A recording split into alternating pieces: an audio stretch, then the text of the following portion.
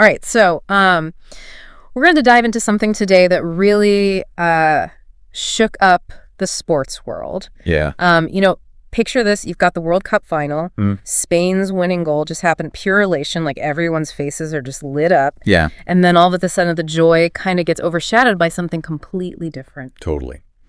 So you've shared some sources on this whole Luis Rubiales incident. Right. And wow, there are so many layers to unpack. Yeah. We've got court testimonies, articles, different people's perspectives. It's not just about that one kiss. No, it's so much bigger than that.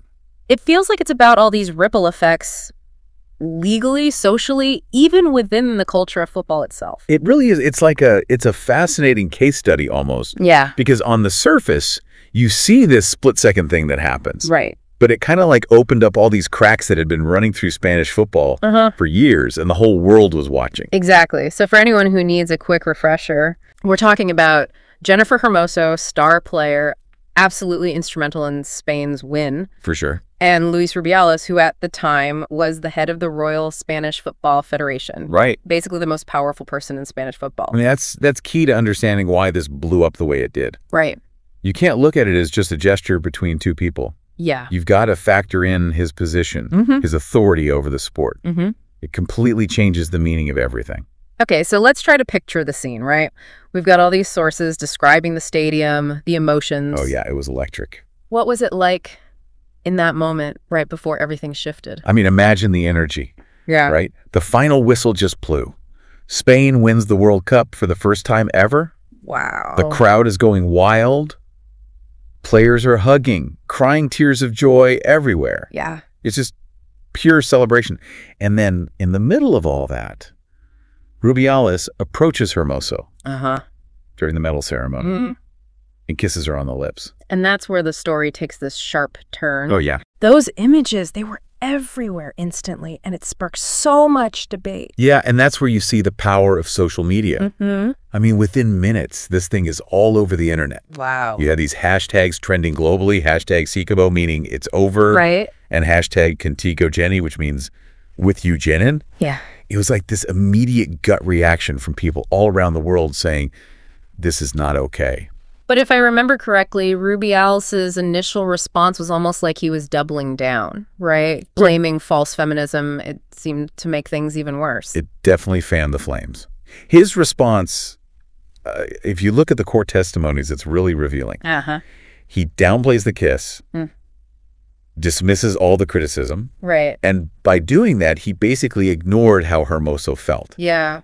All those feelings of violation and disrespect that she clearly expressed. Right. It wasn't just about the kiss itself. It was about how he reacted to it. Like he was trying to minimize her whole experience. And I think that's what really set people off, right? Oh, absolutely. Because his position wasn't just symbolic. It was about real power. Exactly. The power to impact careers, to shape the entire landscape of Spanish football. Yeah, yeah. So when he downplayed it, people saw that as him dismissing a serious issue. It wasn't just him as an individual. Yeah. You know, it was about what he represented, the potential for that kind of power to be abused within the system. And then the whole football world starts reacting. FIFA suspends him. Yep. Spanish prosecutors launch an investigation. It was huge.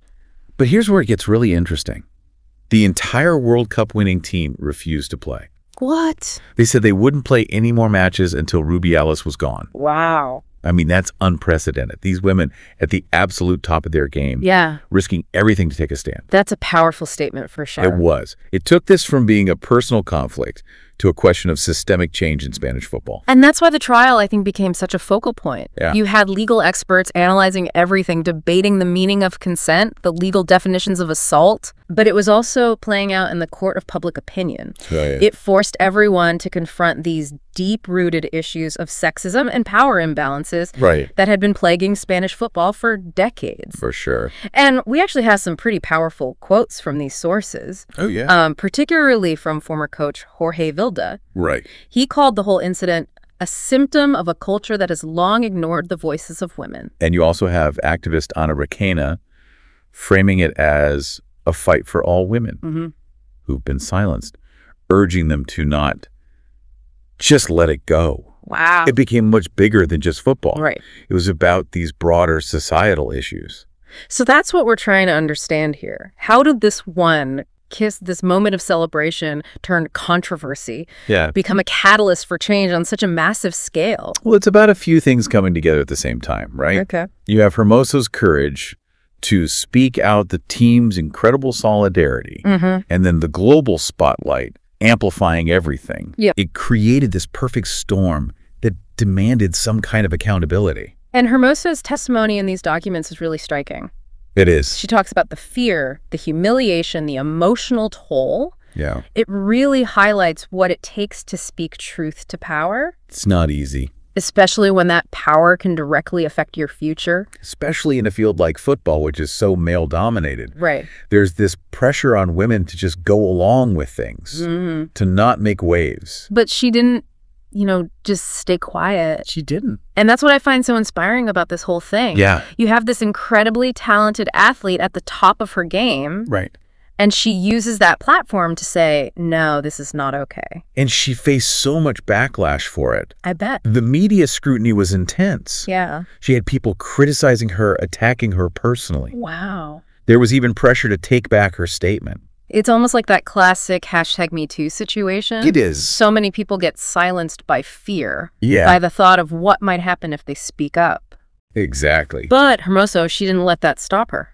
It's incredible. And it's important to remember that this whole thing, this trial, it was a global story. Oh, yeah. The whole world was watching. Legal experts were dissecting everything, debating the implications for consent and power dynamics. Right. It wasn't just about Spain anymore. Exactly. It became this international conversation. So you've got this legal battle happening, but then at the same time, there's this much bigger cultural discussion going on worldwide. Yeah, it was like this perfect storm. Okay, so let's talk about the verdict. Okay. What did the court decide?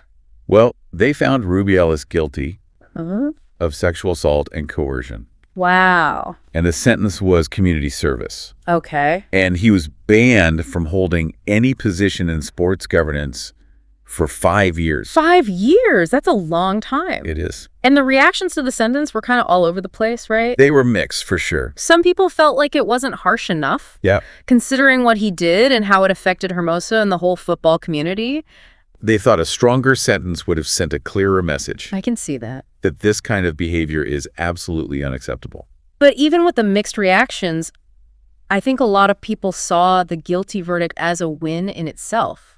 I think so, too. It set a precedent that these issues wouldn't be ignored anymore. It was a symbolic victory for everyone who had been fighting for change in Spanish football. Yeah. It showed that people in power can't just abuse that power without consequences. And then you start to see these real tangible changes happening. Right. Like Maria Jose Claremont being appointed as the Federation's first female president. That was huge. A historic moment for sure. It was a clear sign that the Federation was serious about creating a more inclusive environment.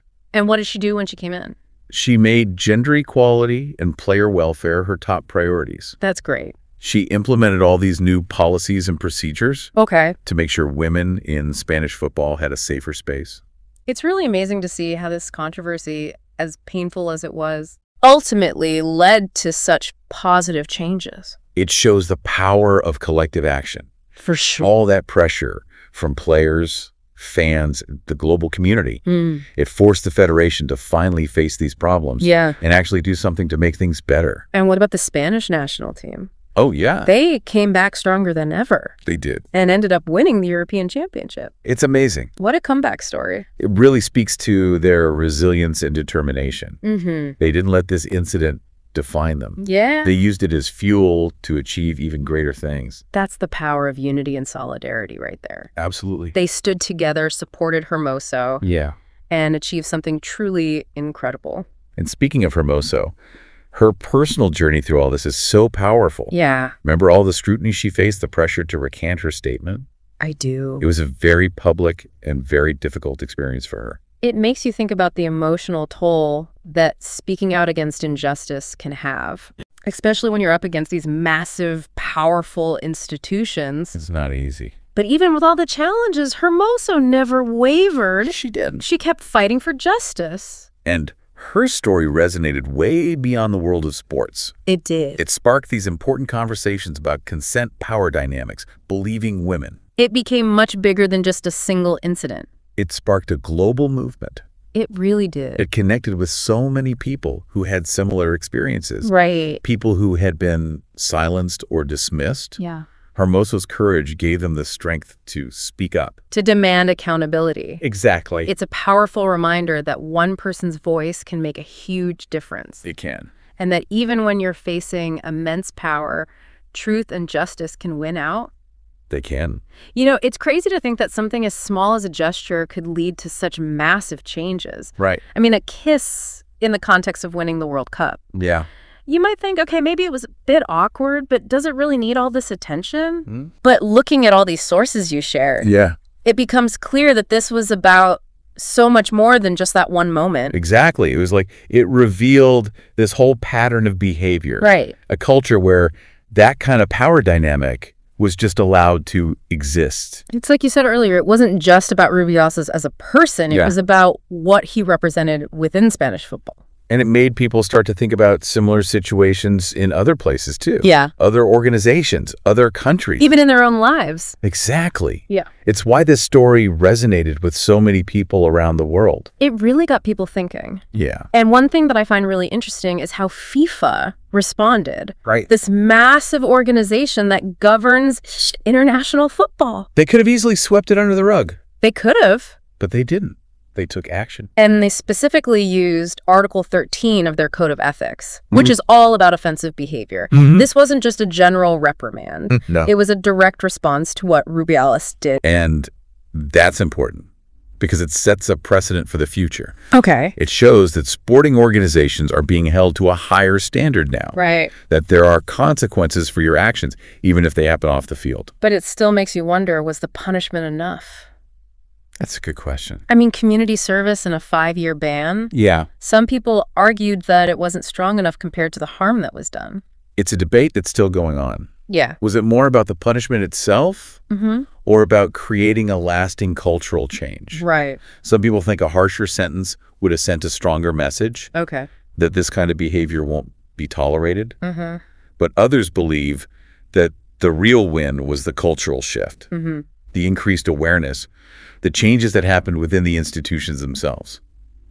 So looking back at everything we've talked about, what stands out to you as the most significant part of this whole story? It's the power of people coming together to demand change. Hermoso's bravery in speaking out the support from her teammates. The global outcry that forced people to pay attention. It shows that even against powerful institutions, individuals can make a difference. Absolutely. And that real change is possible when people unite and say, enough is enough. It's a reminder that we all have a part to play. Yeah. In creating a culture of respect and accountability. Not just in sports, but everywhere. And this conversation doesn't end here. It doesn't. We hope this deep dive has given you some new things to think about.